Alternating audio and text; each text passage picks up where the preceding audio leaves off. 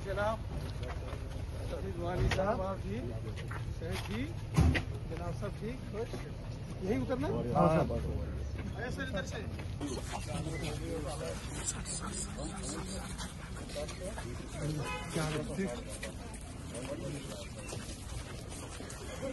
देखिए 14 नवंबर को जो हादसा पेश आया, जिसमें लगभग कश्मीर के 10 जवान, चाहे पुलिस के थे, क्राइम ब्रांच के थे, एफएसएल के थे, रेवेन्यू ऑफिशियल थे या सिविलियन, जिसमें एक टेलर मास्टर और एक लंबरदार थे, इन सब की जाने नौगाम के पुलिस स्टेशन में उस हादसे में हुई, जो एक एक्सीडेंटल ब्लास्ट था और लगभग 28 लोग इंजर्ड हुए। इसमें हम पार्टी का भी हुक्म हुआ और खासकर अमित शाह साहब ने भी हुक्म किया।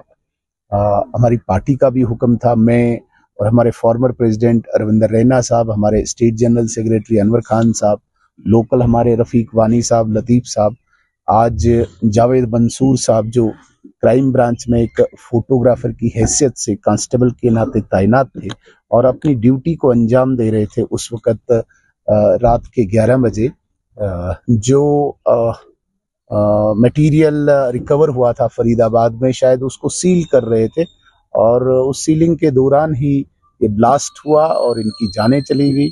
हम दुख, जिसे ताज़ियत कहते हैं, ताज़ियत इजहार करने के लिए यहाँ पे आए हैं अपनी तरफ से, पार्टी की तरफ से।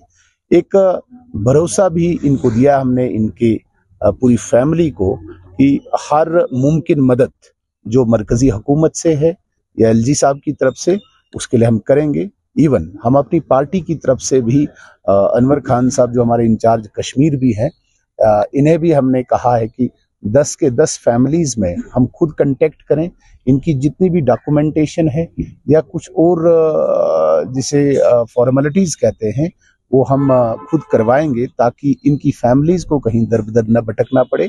बहुत अफसोसनाक वाकया है, बहुत दर्द हुआ है, तकलीफ हुई है हम सबको, इसीलिए हम यहाँ पे आए हैं। रैना साहब भी 2 बातें कहेंगे। और आज यहाँ त्राल के इस गांव में यहाँ मंसूर साहब जो फोटोग्राफर थे और पुलिस डिपार्टमेंट के साथ काम करते थे, उस ब्लास्ट में वो भी शहीद हो गए।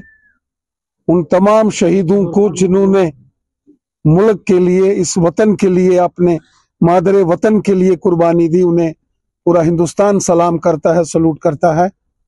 हम उनके घर यहाँ आज त्राल में आए हैं।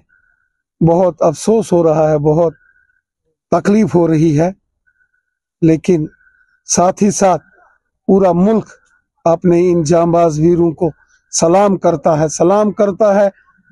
मुल्क उन वीरों के जज्बातों को, उनकी हुब्बल वतनी को, उनकी सर्विसेज टू द नेशन, उनकी कमी को तो कोई पूरा नहीं कर सकता। उनके घर वालों को जो कमी महसूस होगी उनके जाने से, उसको तो कोई पूरा नहीं कर सकता। लेकिन पूरा हिंदुस्तान अपने इन शहीद जवानों के साथ खड़ा है। मुल्क के प्राइम मिनिस्टर साहब, होम मिनिस्टर साहब ने भी दुख और ताज़ियत का इजहार किया है। खुद लेफ्टिनेंट गवर्नर साहब ने भी बहुत अफसोस का इजहार किया और वो मौके पर पहुंचे हैं। बहुत ही दिलदोज़ ये सानिया नौगाम पुलिस स्टेशन में पेश आया।